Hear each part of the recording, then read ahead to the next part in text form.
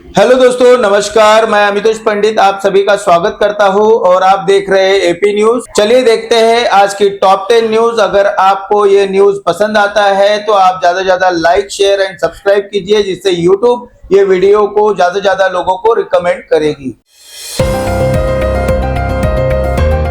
सुरेश मात्रे बाला मामा ने press conference कर कहा कि चुनाव परिणाम आए 24 दिन हो चुके हैं, लेकिन अभी तक महापौर नहीं बैठ पाया है। कांग्रेस और नेशनलिस्ट कांग्रेस पार्टी के 42 नगर सेवक साथ है, जबकि बहुमत के लिए और समर्थन जरूरी है।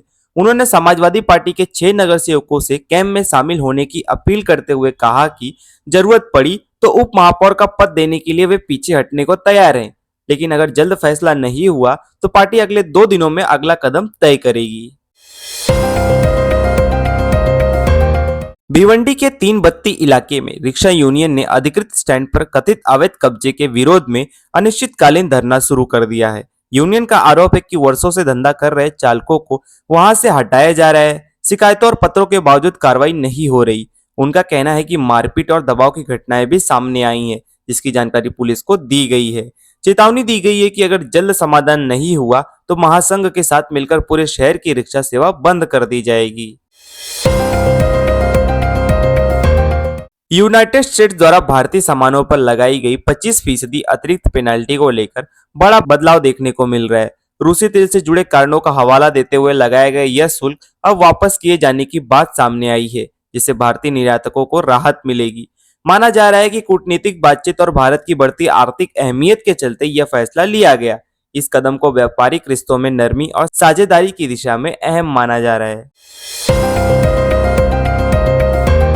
लखनऊ में पतंग उड़ाने वालों पर नजर रखने के लिए पुलिस ने ड्रोन तैनात कर दिए हैं। प्रतिबंधित चाइनीज मांझे के खिलाफ कार्रवाई तेज कर दी गई है और कई जगह चेकिंग अभियान चलाया जा रहा है। प्रशासन का कहना है कि हादसे को रोकने और लोगों की सुरक्षा के लिए सख्त कदम उठाए जा रहे हैं। नियम तोड़ने वालों पर कड़ी कार्रवाई की चेतावनी दी गई है। जयपुर के चांदपोल गेट इलाके में दरगाह निर्माण को लेकर विवाद गहरा गया है। बाल मुकुंद आचार्य ने कहा कि डिस्टर्ब्ड एरिया बिल से प्रदेश में लोग शांति से रह सकेंगे।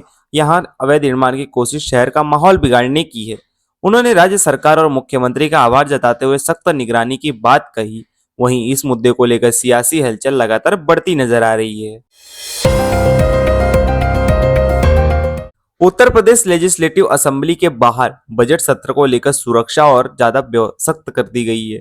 पुलिस, पीएससी और अन्य सुरक्षा बलों की अतिरिक्त तैनाती की गई है, जबकि आने जाने वालों हर व्यक्ति पर कड़ी नजर रखी जा रही है। वाहनों की जांच, बैरिकेडिंग और एंट्री पॉइंट पर स्क्रीनिंग भी तेज कर दी गई है। प्रशासन का कहना है कि सत्र के दौरान किसी तरह की अव्यवस्था ना हो, इसके लिए व्यापक सुरक्षा इंतजाम लागू रहेंगे और पूरे इलाके की लगातार मॉनिटरिंग की जा रही है। जम्मू कश्मीर के नैथा टॉप में ताजा बर्फबारी के बाद बड़ी संख्या में पर्यटक पहुंच रहे हैं।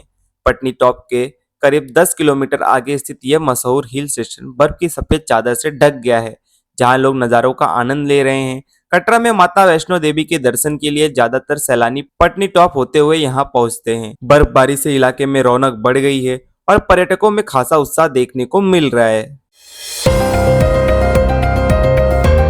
इंडियन रेलवे में कोचों की फिनिशिंग को लेकर बड़ा बदलाव देखने को मिल रहा है। अब डिब्बों को पेंट करने के बजाय विशेष विनाइल रैप से कवर किया जा रहा है। पहले पेंटिंग के दौरान खिड़की की ग्रिल पर जमी सख्त बूंदें आमतौर पर रह जाती थी, लेकिन नई तकनीकी से फिनिशिंग ज्यादा साफ और एक समान दिख रही है। माना जा रहा है कि इससे रख रखाव आसान होगा और कोचों का लुक भी बेहतर किया जा सकता है। अश्विनी वैष्णव ने सैरांग से सिलचर के बीच नई ट्रेन सेवा को हरी झंडी दिखाई है, जिससे मिजोरम और असम के बीच रेल संपर्क और बेहतर होगा। इसके साथ ही गुवाहाटी रेलवे स्टेशन पर नई यात्री सुविधाओं का भी उद्घाटन किया गया, जिससे सफर आधुनिक जनक और सुविधाजनक बनेगा। इस मौके पर मिजोरम के मुख्यमंत्री लालडोहोमा भी मौजूद रहे। सरकार का कहना है कि पूर्वोत्तर में बुनियादी ढांचों को मजबूत करने की दिशा में यह एक अहम कदम है। उद्योग और अध्यात्म के साथ विकास पर जोर। देवेंद्र फडणवीस ने अहिल्यानगर और नासिक दौरे के दौरान उद्योग, अध्यात्म, समाज कार्य और बुनियादी ढांचे को लेकर राज्य की प्रगति पर प्रकाश डाला। उन्होंने कहा कि औद्योगिक आत्मविश्वास से लेकर आध्यात्मिक विरासत तक महाराष्ट्र हर क्षेत्र में आगे बढ़ रहा है। अनुलोम के राष्ट्र निर्माण संकल्प और ओझर एयरपोर्ट के विकास को भी प्रगति मिल रही है। इसे राज्य के संतुलित और गतिशील विकास का प्रतीक माना जा रहा है।